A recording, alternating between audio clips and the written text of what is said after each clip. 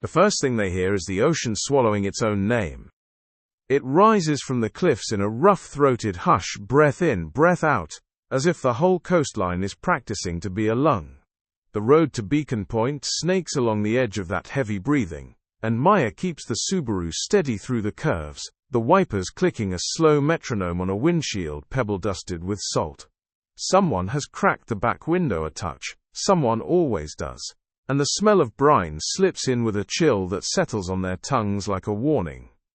No one says it out loud, but they all taste the same thing: copper and weather, a storm flavor, metallic and sure.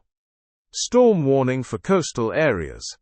The radio voice bursts from static as the road corkscrews upward, the announcer's consonants clipped by flickers of poor reception. Winds reaching 60 miles an hour, seek shelter advised, tide surges expected. Maya turns it down. The sea speaks just as clearly. In the passenger seat, Derek balances a map he doesn't need on his knee and pretends to read it. He clears his throat like he's been waiting for this line to arrive at the front of his mouth. "We can still grab a motel in town, weather like this." "We said we'd do it," Maya replies, her voice is steady in a way that feels like an act of will. "For Danny." The car digests the name. Even the wipers pause, a tiny hesitation before they sweep again. In the back, Josh has folded himself into the corner behind Derek, hood up, earbuds dangling without music. He stares at the glass and watches the coastline unspool into stacks of slate and foam. Beside him, Sara leans forward, her fingers wrapped around the strap of her pack, as if the car might try to shake her loose. She has braided her hair too tight. It tugs at her scalp, and helps her stay here in this seat instead of 3 years back in a rain that felt like a verdict. 3 years ago Danny sat where Derek sits now, knees knocking the glove box, telling Maya to go faster, faster. The storm was just a storm, and didn't it make the world sharpen like a knife? 3 years ago he sang to the static and slapped the dashboard to find the beat. He was always trying to coax noise into music. Now the radio offers a thin, tinny rendition of it on his behalf. Hiss, crackle, the bark of thunder too far away to count. The announcer returns, mentions boats making harbor and power companies staging crews on standby, the ritual of it, the rehearsed choreography of coastal towns when the sky decides to bare its teeth. Maya turns it off altogether. They switch back up the last rise. The road is narrow here, 2 lanes shouldered by low stone walls and scrub pines permanently bent, like old men walking into the wind. The ocean falls away and rises again as the cliffs reassert themselves. And the air goes colder the way it does when rain is waiting around the corner. "Remember," Derek says soft now, not to persuade but to make a place for normal speech. "The forecast was for tonight. We'll set up, get the fire going, make it, you know." Josh snorts. Fun. He does not mean the word to be cruel, but it lands that way. Sarah's hand finds Maya's shoulder for a second. "Squeeze. Let go. We'll light the lantern early, before dark." The car crests the last hill. Beacon Point lays itself out in front of them the way it always has. A narrow shoulder of earth extending toward a palette knife of stone, the grass worn thin near the bluff where people, tourists, teenagers, the ritualists of the coast, come to look down and get the peculiar shiver of owning the view. Beyond the point, like the head of a nail hammered into sea and sky, the lighthouse rises from rock. Beacon Point Light is not pretty. It was never meant to be. The tower is squat and stubborn. A stack of weathered granite blocks pale to the color of wet bone, its lantern housing glazed with panes gone dull and opaque from grit. Rust crawls the metal rail of the catwalk like a slow disease. A gull sits on the weather vane and looks bored. The tower makes no apology for the decades in its seams. Sara breathes in sharply. There it is. No one answers her. They pull into the turnout framed by 2 spindly spruce and kill the engine. The coast immediately comes closer, the sound of the sea stepping in front of everything else.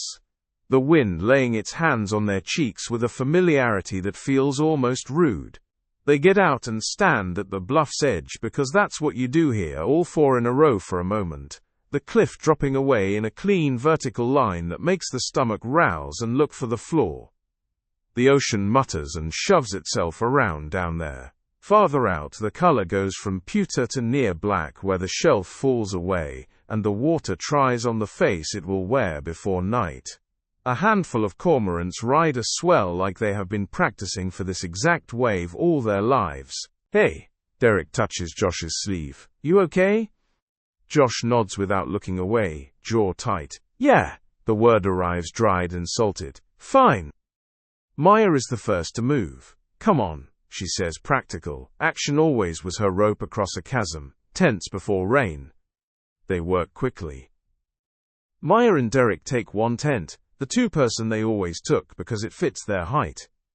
Sara and Josh wrestle with the larger one.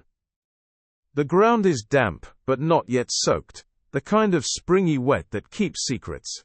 The sky tightens by degrees, cloud gathering in layers like stacked plates, the light going stranger without losing brightness. The gull on the vane lifts, wheels once, considers the company, and goes inland. They do the old dance, stakes, guy lines, rain flies, hands busy, mouths busier, as if talking can lay planks across a sudden silence that keeps trying to open under them. We used to be faster, Derek says with a crooked grin. We used to bring less, Maya answers. We were idiots. Hey, Josh says, attempting a joke that tastes like metal even to him. Two of us still are. Sarah's laugh is small but true. She is crouched and tying a line, and for a second her eyes move, caught by a sliver of shadow farther up the bluff. The lighthouse stands where it always has, neither closer nor farther, older and older every time she looks. The glass of its lantern room is opaque at this distance, a cataract. She imagines, because she can't help it, how the place must feel inside. How a space meant for light accommodates darkness when asked to do it for decades on end. Still gives me the creeps, Josh says, following her gaze. Danny used to say it was haunted. He used to say a lot of things, Derek says quickly, like the words are a small fence he can set up between them and a particular thought. Like, watch this, Maya adds, and hears the edge in her own voice. They finish with the tents and gather near the cooler, as if iced beer can anchor a day into the shape of normal.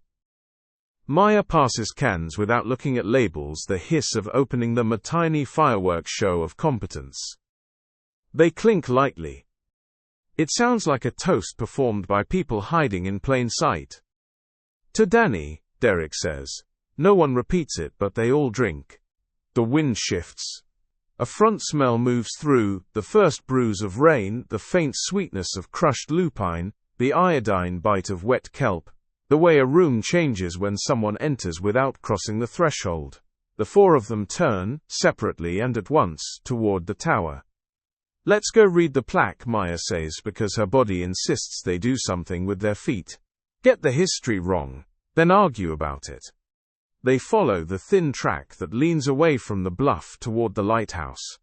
It's a little walk, 100 yards, made strange by how the tower seems to refuse to change size until you're nearly under it. Up close, the blocks are rougher than they appear from the lookout, grooves full of salt and grit. The iron door at the base has been painted and repainted until both paint and metal have become a single rusted hide. Someone has scratched initials into the lowest hinge with a key. Someone else tried to sand them off and gave up. Maya brushes moss with the back of her hand and finds the brass plaque set into the base, green with oxidation and rain, the letters narrow and stern. Beacon Point Light, she reads. She's never been good at keeping the museum voice out of her mouth, the cadence that belongs to tours and laminated signs. Built 1887. Decommissioned 1994 after several unexplained incidents. She glances up and smirks in spite of herself. That's the proper noun for ghost stories. Keep going, Josh says, and it is not impatience but a kind of hunger. Local legend claims the light appears during storms to guide lost souls home, Maya takes a breath so shallow it almost doesn't happen. Home, Sara repeats. The word seems to bring the air closer to her teeth. She looks at the iron door. Her reflection warps in the bloom of rust and the blot of green. Danny said he could hear it. Remember, like a tone under everything. Like when you do a hearing test and there's a hum you can't get rid of. He said he could hear a lot of things, Derek says again, but softer now, the fence shorter, the posts farther apart. Josh kicks at a pebble. It skitters and hops, then surrenders and becomes part of the ground. Do you think he followed it? No, Maya says, too fast. Then, less like a correction and more like a confession. Yes, they stand for a moment in the particular quiet that sometimes happens between gusts, that false stillness that lets the ear invent a sound to fill it. The sea talks to the rock. The gull, another gull now, or the same one on a schedule, passes, wing beats steady, disinterested. A single wet dot darkens the bronze between guide and lost. Another beads on Sarah's knuckle, and slips, and disappears as if it had never existed, like a thought you meant to write down. The first edges of rain. Reflexively they look up together. The sky isn't a simple grey anymore, it's layers, some moving fast, some rotating in place like slow machinery. From the north a curtain of water draws across the horizon in a straight line so clean it seems someone is hauling a wall into place. We should, Derek starts. Get the fly tight, Maya finishes. She runs a finger under the strap of her pack and pulls it into place. They step back from the tower. The metal door glints darkly and does not care. As they turn, Sara glances up once more at the lantern room out of habit. The way you look at windows at night, even when you're sure no one's home. For an instant so thin it might have been an artifact of her own eyes. Something brightens behind the dirty panes. Not a beam. Not even a glow. A suggestion. A muscle twitch of light, that has no business happening in glass that filthy. In a room that has been registered and checked and locked and left for the elements for 3 decades. Did you? She begins. Lightning, Derek says, perhaps too quickly, though the clouds above them have not yet flashed. St. Elmo's whatever, it's a storm. They head back toward the tents, walking a little faster than it makes sense to walk. The rain remembers how to be rain. It comes in like someone turned a knob. Big, deliberate drops. Then more. They reach the campsite and move with the blur of people who have done this enough times to be good at it. Tie the last guy lines. Hammer the stake that started to pull. Cinch the fly lower to deny the wind an underhand. Drag the cooler into the vestibule so it doesn't wander off in a gust like a dog that sees something better to chase. Fire? Josh calls even as the idea deflates. The wind answers by flicking the tarp like a taunt. Stove, Maya decides. We'll do something hot on the camp stove later. After the worst of it. She looks beyond them at the path, at the tower, which now is a smudge on a deeper smudge. Rain corrugates the distance until everything looks like it is behind glass. They shuffle into the big tent and sit cross-legged, the ground pad waffling under them.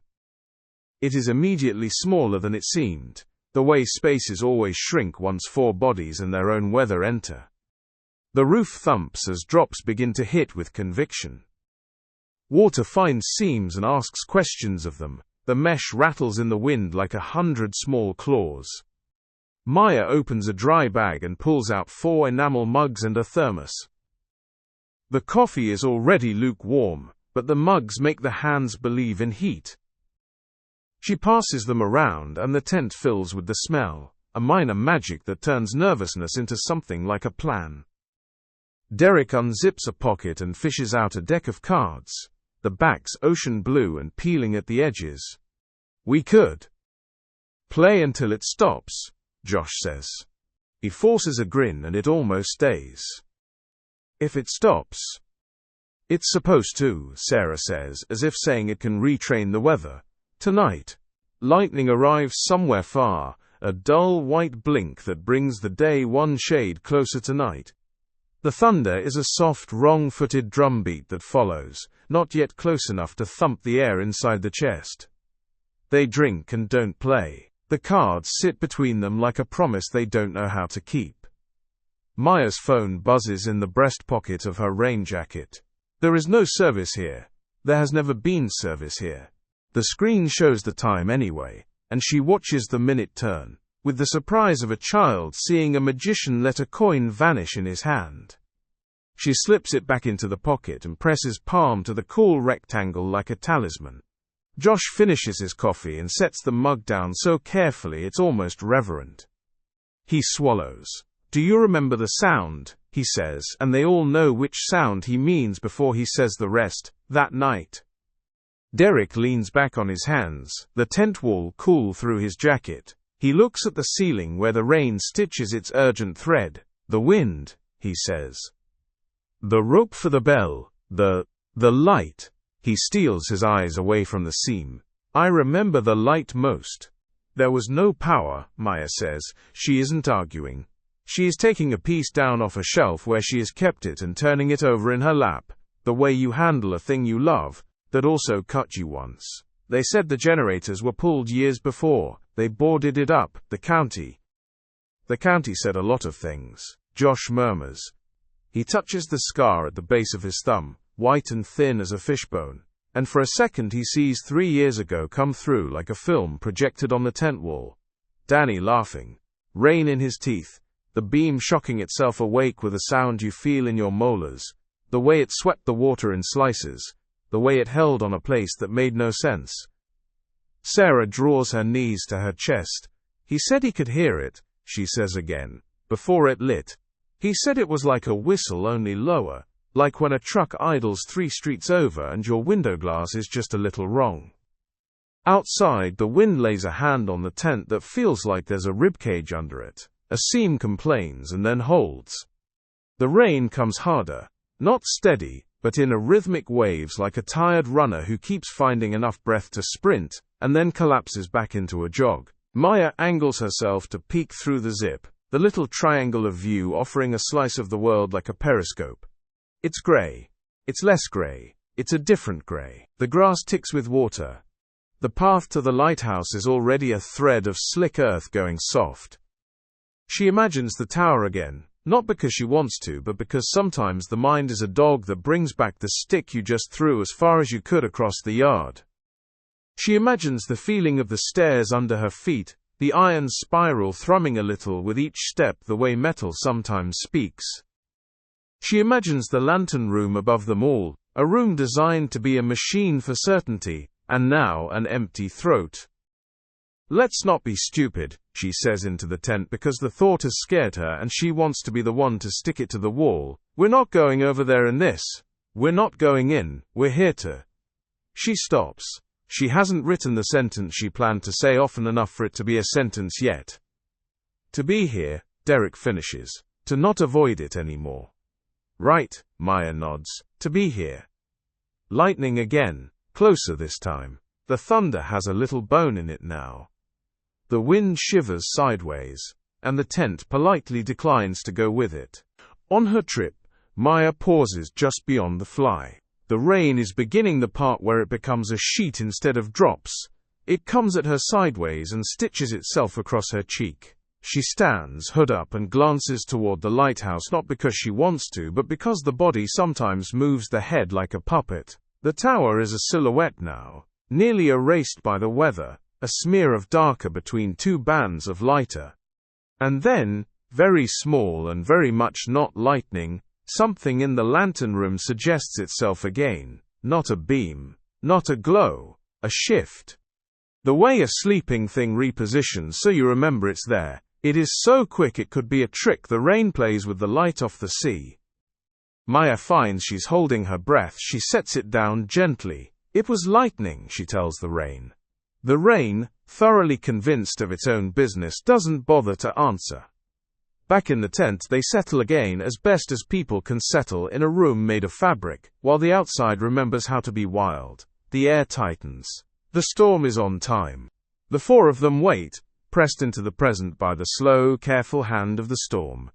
And somewhere out at the point, the lighthouse keeps doing what buildings do when people leave them alone for long enough. It remembers itself. The rain tilts. The first real volley hits with the hollow drumming of knuckles on an old door, and the ocean down below digs in its heels and starts to pull. Inside the tent, the lantern throws a small, stubborn halo. The cards lie face up and say nothing. And between thunderbeats, if you listen the wrong way, there is an almost sound under the rain, the kind of note that lives at the edge of hearing, as if the storm itself is holding a single tone in its throat and waiting to see who else can find the pitch. The rain does not arrive in drops anymore, it arrives in fists. By the time midnight sharpens the edges of the tent fabric, the storm has grown from threat to siege. Wind punches the nylon like it resents the very idea of shelter. Stakes tug, guy lines snap like violin strings, and the seams pop with little, warning sighs. Inside, the four of them sit knee to knee, heads bowed, listening as if the storm is reciting scripture outside the walls. Each clap of thunder feels closer, the delay between flash and boom shrinking until it seems the sky is breaking directly overhead. Then, the canvas gives up. It begins with a seam splitting down one side. Water sprays through, soaking Sarah's jacket in a single cold shock. She shrieks, scrambling back. Derek langs to hold the flap together, but the wind seizes its chance, driving the tear wider. The whole structure bucks like an animal trying to shake its riders free. "Get out!" Maya shouts. "Now!" They scramble through the zipper, into a world stripped down to rain and roar. The fire pit is already drowned. The cooler has toppled, its lid clapping open and shut like a mouth trying to speak. The tents collapse in a wet heap behind them, fabric thrashing against ankles, useless now. Josh points toward the bluff, his face is pale under the hood. "The lighthouse." "It's the only shelter," Maya yells, but the words are already stolen by wind. They run. The path has become a river of mud sucking at their boots, throwing slick stones underfoot. Twice Josh slips and Derek drags him up by the collar. Sara stumbles, but Maya has her by the wrist before she falls. The rain is a wall, each drop a bullet. The cliffs to their left, a little more than suggestion, black ocean yawning beyond. And then the tower is there, hunched and waiting, its iron door squatting in a pool of standing water. Maya throws herself at the handle. It is iron gone orange with rust, swollen into its frame. She braces, both hands, shoulders straining. For a second, nothing. Then it yields. Not gradually, not grudgingly, suddenly, as if it has been waiting for her hand. The hinges scream like something alive. They tumble inside. The door slams shut on its own, cutting off the rain as though it had never existed. The silence is shocking. The air is dry. Maya realizes it first. Not damp, not musty. Not at all what should fill a building beaten by 30 years of coastal storms. The floor is stone, the walls furred with dust, the spiral staircase rising into shadow. Their footsteps echo too loudly, too sharply, as though the air itself is brittle. Sara hugs herself. "How is it dry? That door wasn't even." Josh interrupts, voice tight. "Who cares? At least it's out of the storm." Derek has wandered toward a desk slumped against the wall, its drawers half rotted but its surface still scattered with papers. He brushes grit away and finds a leather-bound logbook, swollen with age but intact. He flips it open, pages crackling. Last entry. His finger traces faded ink. August 15, 1994. The light turns itself on. 4th time this month. No power source found. Lens intact. Recommend decommission. The ink trails off. The rest of the page is blank. Turns itself on? Sara repeats, her voice so small it seems afraid to disturb the air. Derek nods slowly. No generator, no fuel, nothing. Maya glances upward, toward the throat of the spiral stair. A faint glow lingers at the edges of her vision. So faint she blinks hard, sure she's imagining it. But when she opens her eyes again, it's still there. The four climb together, boots clanging on iron, dust rises in choking puffs, spiraling upward with them. The higher they go, the stronger the glow becomes, soft, milky, not from any bulb or flame. By the time they reach the lantern room, the glow fills the space. The great Fresnel lens still stands in the center, fractured but whole, its glass petals coated in decades of grime. The wires leading to the control panel are snapped, dangling like dead veins. By every measure it should be inert. Yet the lens pulses. Soft. Then stronger. Long. Short. Long, short. Josh inhales, transfixed. His eyes gleam with reflected light. It's beautiful. Maya frowns, a chill sliding down her back. No, it's... She stops, counting the pulses. Sara whispers, her lips trembling. That's Morse code. Derek laughs, but it's a sound strangled by fear. Don't be ridiculous, it's random. But Maya shakes her head, voice tight. No, I know this, she whispers, counting. Maya. The glow pauses. Then again. D-E-R-E-K. One by one it spells their names.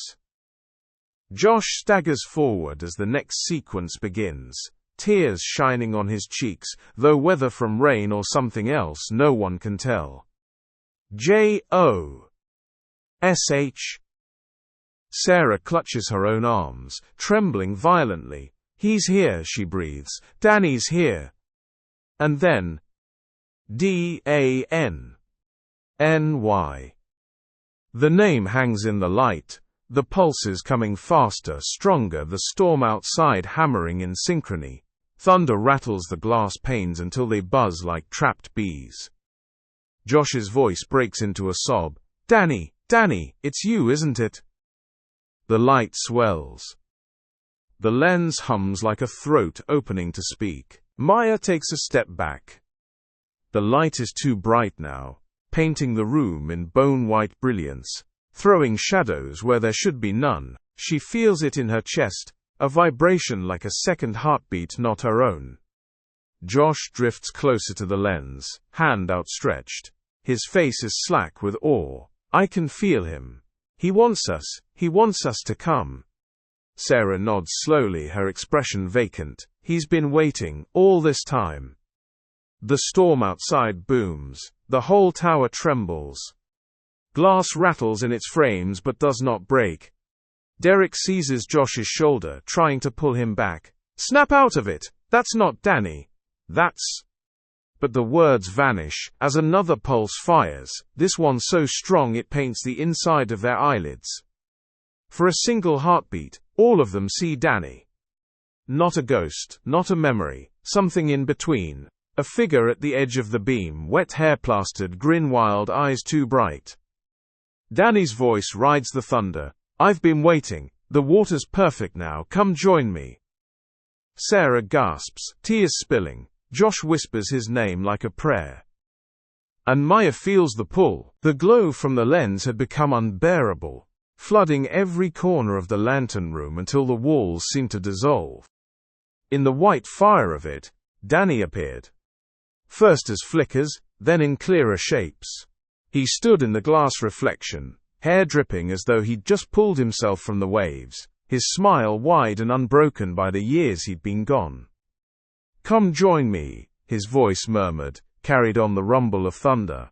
It wasn't loud, but it was everywhere, woven into the sound of the storm, wrapped around their own heartbeats. Every time lightning split the horizon, his outline sharpened against the windows. Danny crouched on the railing, Danny's grin flashing in the glow, Danny's eyes fixed only on them. The four of them froze, breath shallow. Sara shook her head as though trying to wake from a dream. That's him, she whispered. It's really him. He's alive. No, Maya said, though her throat felt like it had closed. It can't be. But Danny's laughter cut her off. Not joyful this time. Not like before. It rolled around the chamber like something bouncing off stone, wrong in its echo. Another lightning flash and the room shuddered with memory. Danny standing on the cliff edge 3 years ago, the storm already in full voice, water surging black below. His grin just as wild, his eyes just as bright. "You're crazy, man!" Josh had shouted then, voice half panic, half awe. Danny spread his arms like wings, fearless in a way that left the rest of them small. "Do you hear it?" he had shouted back. "It's calling! The light's for me!" And then he had dove, body vanishing into the froth, the beam sweeping across water so violent it looked alive. They had waited for him to surface. They had screamed until their voices broke, but the ocean never gave him back. Maya gasped as the vision tore itself away. Her eyes darted to a desk in the corner, one she hadn't noticed before, half buried under dust and forgotten charts. Her hands shook as she pulled free a second logbook, its cover stiff with salt. She flipped through pages by lightning flashes until she reached a passage written in slanted, hurried ink. The light collects souls with unfinished business. They believe they see what they long for. It shows them faces, promises reunion. But there is no reunion. Only the sea. Only joining the lost. Her stomach dropped. "Oh my God," she whispered. "He didn't jump because he was reckless, he was taken." Sara clutched her chest as though her heart might break through her ribs. No, he wouldn't. But the lens pulsed brighter, and the floor beneath their feet seemed to dissolve. In the glow, the cliffs fell away, and they were looking down into water that churned with shadows. Not waves, not foam. Figures. Dozens of them writhing just beneath the surface, arms rising and falling, as though reaching for the shore. Their mouths opened in silent screams, their eyes white against the black sea. And there, caught between them, Danny. His face pale, his hair floating around him like seaweed, his smile faltering as he raised one pleading hand. "Don't leave me," his voice cracked, woven with the shrieks of the storm. "Don't leave me alone again. The water's so cold." Josh staggered forward, tears cutting lines through the salt on his cheeks. "Danny, hold on, I'm coming." His hand stretched toward the lens, fingertips inches from the light. Maya lunged, grabbing his arm with both hands. The glow burned across her skin even though she wasn't touching it. "No! That's not him! It's a trick!" "He needs me!" Josh screamed, voice breaking. "You didn't see his face. He's freezing. That's not Danny anymore." Maya's voice cut through the thunder, raw with desperation. "It's what the lighthouse wants you to see." Sara sobbed, sinking to her knees.